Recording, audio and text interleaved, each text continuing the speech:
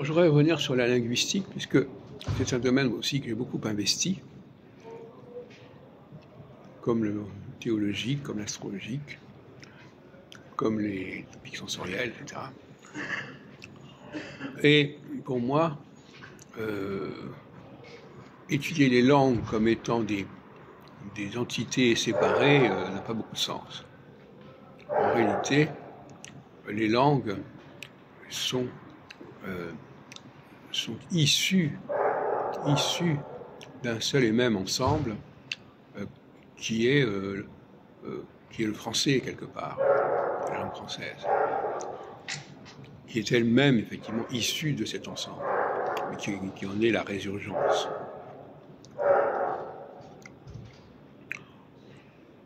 Donc quand on veut comprendre l'évolution de l'anglais, il ne faut pas croire que l'anglais a évolué par lui-même de façon autonome.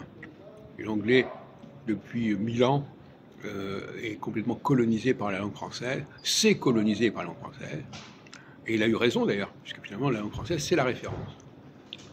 Qu'on l'appelle française ou pas, peu importe, c'est pas la question. Donc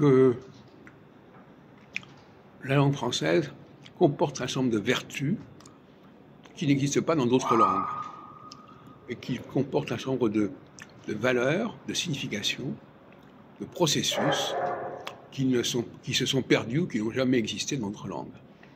C'est pour cela que le XXIe siècle, pour moi, est un siècle qui sera forcément franco-centré. Qui sera centré sur la langue française. Une langue française un petit peu réformée parce qu'elle a eu quelques dérives, mais très peu. Mais enfin, elle a tellement peu dérivé qu'on peut facilement les corriger. Alors que pour d'autres langues, elles se sont tellement corrompues qu'il n'y a plus rien à faire avec elles. Voilà, donc voilà encore un volet majeur de ma démarche. C'est le géocentrisme, parce qu'effectivement, c'est plutôt quelque part le ciel qui fait sens par rapport à la Terre, et non pas la Terre qui tourne autour du ciel, contrairement à ce qu'on pourrait le croire, d'après Copernic.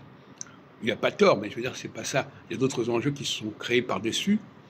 Et de la même façon, il y a un francocentrisme qui fait que c'est le français reste la référence fondamentale, reste l'interface fondamentale avec le monde, avec la création initiale, c'est la langue première, le français, sous des formes qui ont pu éventuellement varier quelque peu, mais c'est l'héritière de la langue première.